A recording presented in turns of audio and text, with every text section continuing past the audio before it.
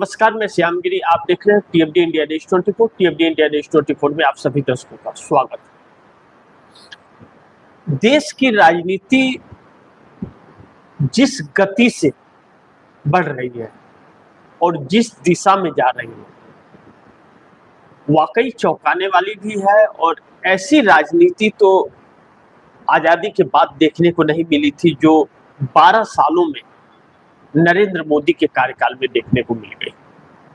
लेकिन अपने ही अपने को निपटने में लगे हुए हैं। भाजपा के अंदर बहुत बड़ा संग्राम है, और जिस घर में संग्राम हो, बुजुर्ग कहा करते थे कि जहां सुमति वहां संपत्ति नाना, जहां कुमति वहां विपत्ति निधाना। जहां जिस घर में कुमति होती है, एकमत नहीं होता है, उस घर में पतन निश्चित होता है। और इस वक्त भारतीय जनता पार्टी के अंदर वह पतन हो रहा है और साफ दिख भी रहा है। अब मोदी और शाह की स्वार्थ की राजनीति और सिर्फ अपने आप की राजनीति, यहां पर मोदी सरकार सिर्फ अपने आप को बचाने के लिए, उनकी कुर्सी रहे, मंत्री भले सबके सब बदल जाए, लेकिन नरेंद्र मोदी और अमित शाह की कुर्सी बची रहनी चाहिए, वरना इन लोगों की आखिरी सांस भी जेल के अंदर कटेगी। इस बात से इनकार नहीं किया जा सकता, और यही चीज इन्हें क्रूरता के लिए मजबूर कर रहा है।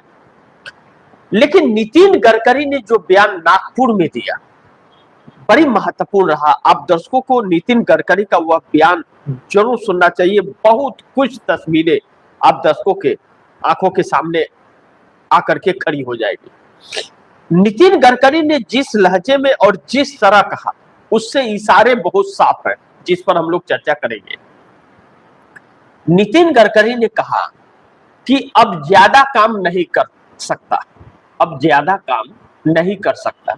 जब कर सकता था तब किया, अब ज्यादा काम नहीं कर सकता। जब कर सकता था तब किया। नई पीढ़ी को जिम्मेदारी सौंपनी चाहिए, नई पीढ़ी को जिम्मेदारी सौंपनी चाहिए। यानी कि साफ इशारा नितिन गडकरी का है कि भाई बहुत हो गया, 70 साल 75 साल 65 साल कर लिए, अब दूसरे को भी मौका दो। 12 सालों में किसी चेहरे को ऊपर नहीं आने दिए। 7 तंज नरेंद्र मोदी की तरफ है, या मोदी की विदाई तय की जा रही है। अब आगे लिख रहे हैं कि केंद्रीय मंत्री नितिन गडकरी ने कहा है कि वे पहले जितना काम नहीं कर पा रहे, और अब जिम्मेदारी नई पीढ़ी के हाथों में सौंप दी जानी चाहिए। नए लोग आए हैं और पुराने लोग उन्हें गाइड कर रहे हैं। यानी कि नितिन गडकरी के इशारे बड़ी जबरदस्त हैं। नितिन गडकरी एक तीर से कई निशाने छोड़ रहे हैं। नितिन गडकरी का नितिन नवीन की तरफ भी इशारा है, और नरेंद्र मोदी के 75 साल जो पूरे हुए, और अब 17 सितंबर को 76 साल हो जाएंगे, 76 साल के हो जाएंगे। उधर भी इशारा है कि नितिन नवीन को आपने राष्ट्रीय अध्यक्ष बना दिया, जिसे कोई जानता नहीं था, जिनका संगठन पर कोई पकड़ नहीं है, वोट बैंक पर पकड़ नहीं है, जिनकी कोई पहचान नहीं है, बिहार के बांकीपुर विधानसभा से बाहर निकलकर कोई पहचान नहीं है, तो आपने सौंप दिया। अच्छा किया, लेकिन किसी ऐसे नेता को सौंपते जिसे लोग जानते भी हो, जिसके अंदर क्षमता भी हो, आकर्षित भी लोगों को कर सके। लेकिन चलिए, तो आपने क्या सोचा? यही चीज पिछली बार जब 75 साल होने वाला था नरेंद्र मोदी का, तो मोहन भागवत ने कहा था कि जब लोग साल उड़ाने लगे तो समझ जाओ कि उनका इशारा है कि चलो जगह खाली करो, हमें भी स्थान दो। तो अब नितिन गडकरी कह रहे हैं कि बहुत हो गया भाई, अब युवा को मौका दो। अब 75 साल पूरे होके 76 साल होने जा रहे हैं, अब भी बने रहोगे क्या? यानी कि नितिन गडकरी के बयान ने नरेंद्र मोदी के विदाई की तरफ तय किया है कि प्रधानमंत्री की कुर्सी छोड़ो भैया, ये मोदी विदाई ले लो। लेकिन आगे नितिन गडकरी क्या कहते हैं, बड़ी ध्यान से समझिएगा आप दर्शक, बड़ी ध्यान से इसे बारीकी से समझिएगा। नितिन गडकरी आगे कहते हैं, नागपुर के एकलव्य एकल विद्यालय शिक्षक पर्यवेक्षक प्रशिक्षण वर्ग के कार्यक्रम में गडकरी ने कहा, मैं ज्यादा काम नहीं कर पाता, जब कर सकता था तब किया, अब मेरा काम में दखल कम हो गया है। इस आखिरी वर्ड को समझिए, कह रहे कि मेरा काम में दखल कम हो गया है। तो सवाल यह है कि नितिन गडकरी के काम को संभाल कौन रहा है, यहां बड़ी महत्वपूर्ण बिंदु है। उन्होंने, अब एक बार पूरा फिर सुनिए आप नितिन गडकरी के इस बयान को आप दर्शक। नितिन गडकरी बोले, अब ज्यादा काम नहीं कर सकता, जब कर सकता था तब किया, नई पीढ़ी को जिम्मेदारी सौंपनी चाहिए। केंद्रीय मंत्री नितिन गडकरी ने कहा है कि वे पहले जितना काम नहीं कर पा रहे हैं और अब जिम्मेदारी नई पीढ़ी के हाथों में सौंप देनी चाहिए। नए लोग आए और पुराने लोग उन्हें गाइड कर रहे हैं। नागपुर के एकल विद्यालय शिक्षक पर्यवेक्षक प्रशिक्षण वर्ग के कार्यक्रम में गडकरी ने कहा, मैं ज्यादा काम नहीं कर पाता, जब कर सकता था तब किया, अब मेरा काम में दखल कम हो गया। आप दर्शक याद कीजिए कि नितिन गडकरी के हाईवे, एक्सप्रेसवे, रोड में कोई कमी नहीं आती थी, कभी कोई कमी नहीं आई, लेकिन 24 के बाद जो बनना शुरू हुआ उसमें सड़क में गड्ढा है या गड्ढे में सड़क है, यह पता नहीं चला। यानी कि नितिन गडकरी बता रहे कि अब मेरा दखल काम में कम हो गया है।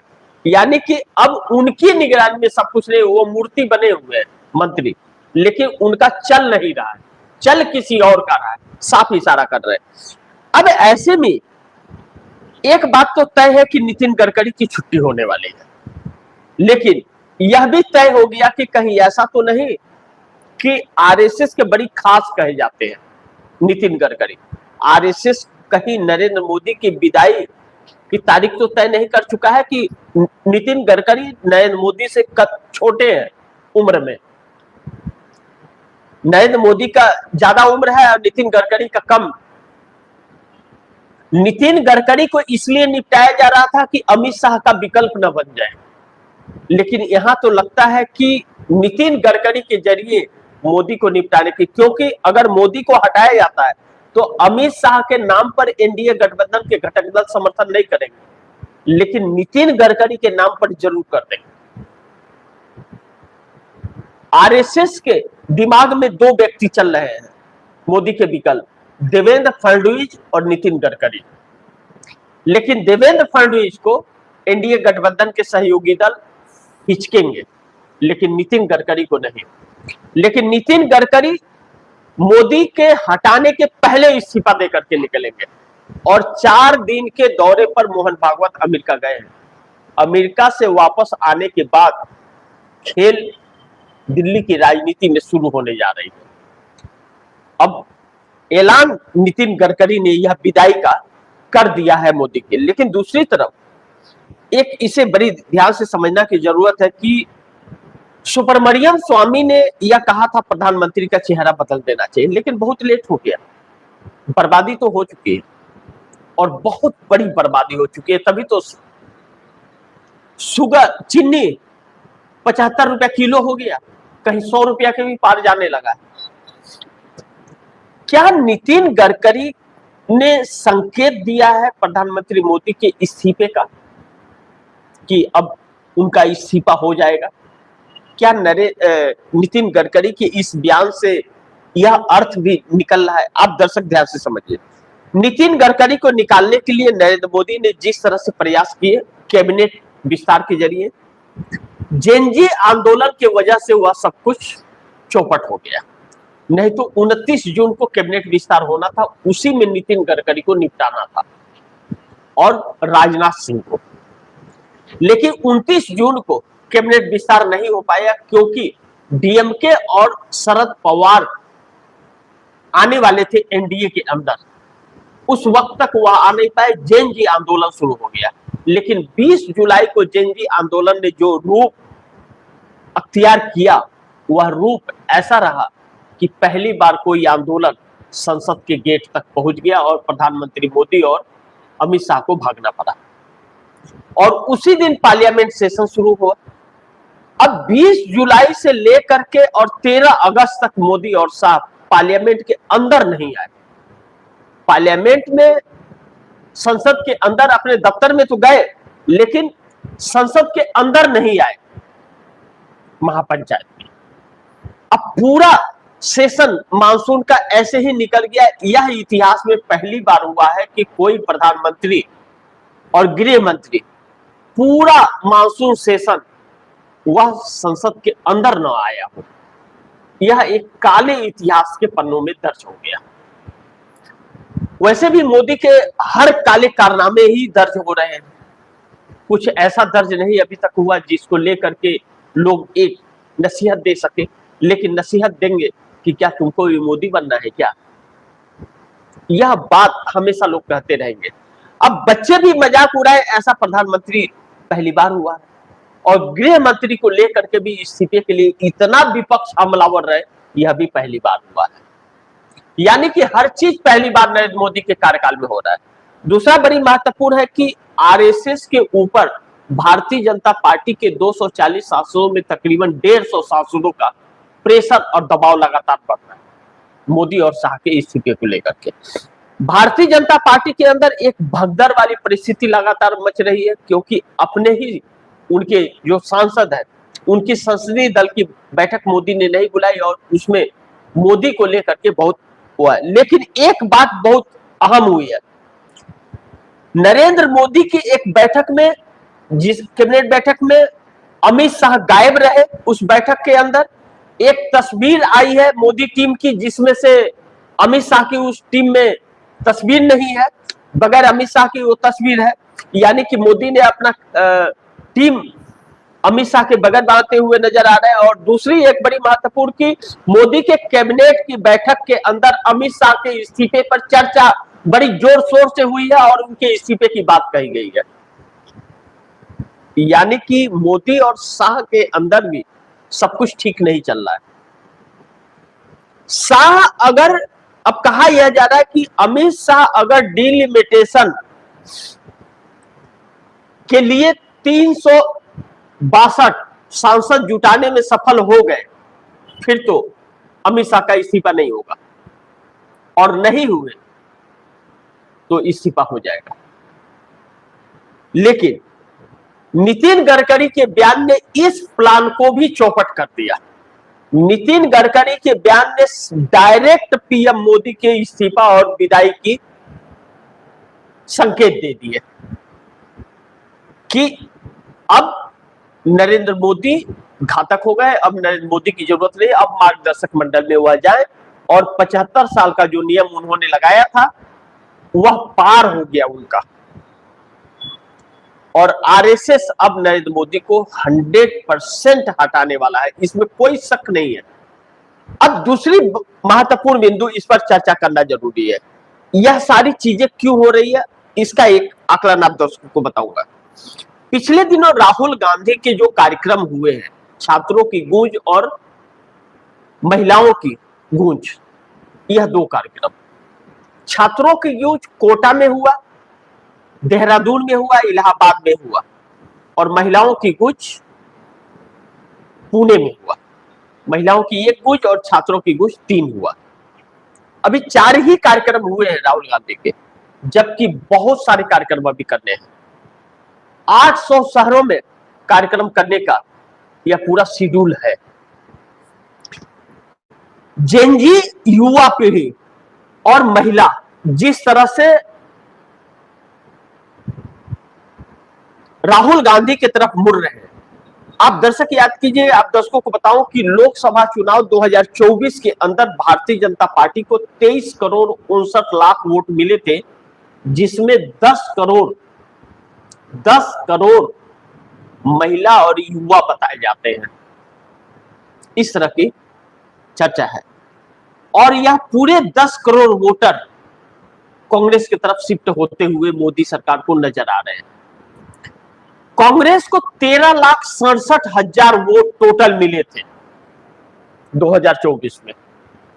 सिर्फ मात्र 2% की वोट प्रतिशत में बढ़ोतरी कांग्रेस की हुई थी, तो 43 सांसद से 99 सांसद पर पहुंच गई कांग्रेस। 43 से 99 पर कांग्रेस पहुंच गई मात्र 2% से, और भारतीय जनता पार्टी के 2% कम हुए थे। तो भारतीय जनता पार्टी 303 से आकर के 240 पर सिमट गई और इसमें तकरीबन 240 में 100 सीटें चुराई गई हैं और 76 लोकसभा सीटों पर धांधली हुई है। इसका तो एडीआर के संस्थापक प्यारेलाल गर्ग ने सुप्रीम कोर्ट में ऑलरेडी पिटीशन दे रखा है, जिस पर सुप्रीम कोर्ट चर्चा ही नहीं करता। तो यह सुप्रीम कोर्ट, चुनाव आयोग और मीडिया को मैनेज करके यह सत्ता चल रही है। यह सत्ता आम जनता की चुनी हुई सत्ता नहीं है, यह सत्ता मीडिया और चुनाव आयोग की चुनी हुई सत्ता है। अब यह सरकार अपना वोटर चुन रही है।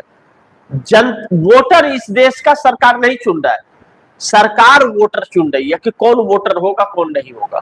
इसी के तहत एसआईआर कराया जा रहा है। लेकिन राहुल गांधी के इस 4 कार्यक्रम ने और जेएनजी का 20 जुलाई का आंदोलन इस देश के पूरे राजनीति को उलट के पलट के रख दिया। इसकी कल्पना नरेंद्र मोदी ने नहीं की थी। मोदी और शाह, चाहे ये चुनाव आयोग, चाहे सुप्रीम कोर्ट या गोदी मीडिया, ने यह सोच लिया था कि हर किसी को मोदी सरकार से डर लग रहा है और गोदी मीडिया बल्ले बल्ले दिखा ही रहा है। चुनाव आयोग विपक्ष की सुनता नहीं है, जनता उसके साथ खड़ी नहीं होगी। एक नेगेटिव सेट करो कि विपक्ष को कोई नहीं पूछता। और यही वजह रहा कि पार्लियामेंट के अंदर भी विपक्ष को बोलने नहीं दिया जाता था, अपमानित किया जाता था, उसकी कुछ भी सुनी नहीं जाती थी। लेकिन छात्र आंदोलन ने सब कुछ चौपट कर दिया और धर्मेंद्र प्रधान का इस्तीफा हो गया। मोदी पहली बार मात खा गए और कहते हैं ना, first impression is last impression. यही पहली बार इनका आखिरी हो गया। सत्ता इनकी संकट में आ गई। अब छात्रों ने यह समझ, और राहुल गांधी ने उसके 2 महीने पहले ही कहा था, 2-2.5 महीने पहले ही कहा था कि इस सरकार को जेएनजी का सामना करना पड़ेगा और सरकार 1 साल नहीं चल पाएगी। अभी कुल मिलाकर के अगर देखा जाए तो 4 महीने का वक्त हुआ है और 4 महीने में सरकार डगमगाई नहीं है, तूफान मचा है पूरे सरकार के अंदर। किसी में भी एक दूसरे में सहमति नहीं है। भाजपा ही भाजपा को बैकफुट पर ला करके खड़ी कर रही है। राम मंदिर का चंदा चोरी कोई मीडिया ने उजागर नहीं किया है, विपक्ष उसमें से निकाल करके नहीं लाया, भाजपा और आरएसएस के लोग ही उसको बाहर लाए हैं। और जब राहुल गांधी कहते हैं कि हमें पीएमओ से इंफॉर्मेशन मिल रहा है, ब्यूरोक्रेसी से इंफॉर्मेशन मिल रहा है, चुनाव आयोग के दफ्तर से इंफॉर्मेशन आ रहा है, तो यह बातें यूं ही नहीं हो रही है। इसलिए हो रही है कि सबसे पहले अगर किसी को सरकार रहेगी या जाएगी इसका पता अगर चलता है तो वह ब्यूरोक्रेसी को चलता है, चुनाव आयोग को भी नहीं। चुनाव आयोग को क्या चलेगा, वो तो क्या ना कि अपना वोट गड़बड़ सड़बड़ करने में लगा था। ब्यूरोक्रेसी को इस देश की एक एक हरकत का पता है, रिपोर्ट सारी उसकी पर डे की रहती है, हर 1 मिनट का। ब्यूरोक्रेसी को यह पता है कि आम लोगों के मन में क्या चल रहा है और आम लोग के नजर में अब सरकार की अहमियत क्या रखी है। यह कई बार ब्यूरोक्रेसी ने यह रिपोर्ट मोदी सरकार को दी, लेकिन उसे नजरअंदाज किया जाने लगा और आज सी वोटर के सर्वे सत्य होते हुए नजर आ रहा है कि 86.8% जनता एनडीए गठबंधन के खिलाफ हो गई है। जो मोदी को समर्थन दे रहे हैं उनके खिलाफ भी जनता हो रही है। तो अंदर खरमंडल मचेगा ही। हर कोई नीतीश तो है नहीं कि पैरों में गिर करके पड़ा रहेगा। तो बाकियों में अपनी चिंता सताने लगे। चंद्रबाबू नायडू भी वही मंथन में अब लगे। देर सही, देर हुआ है उन्हें, उसकी कीमत भी उन्हें चुकानी पड़ेगी, लेकिन अभी भी 3 साल का वक्त उनके पास आंध्रा में बचा हुआ है। लोकसभा और विधानसभा का चुनाव एक ही बार होता है आंध्रा में, एक ही साथ होता है, इसीलिए उनको वन नेशन वन इलेक्शन से कोई फर्क नहीं पड़ता चंद्रबाबू नायडू को, लेकिन बाकियों को पड़ता है। अब ऐसे में चंद्रबाबू नायडू 2018 वाली गलती नहीं करना चाहते। 19 में चुनाव था, 18 में समर्थन वापस लिए, चुनाव हार गए।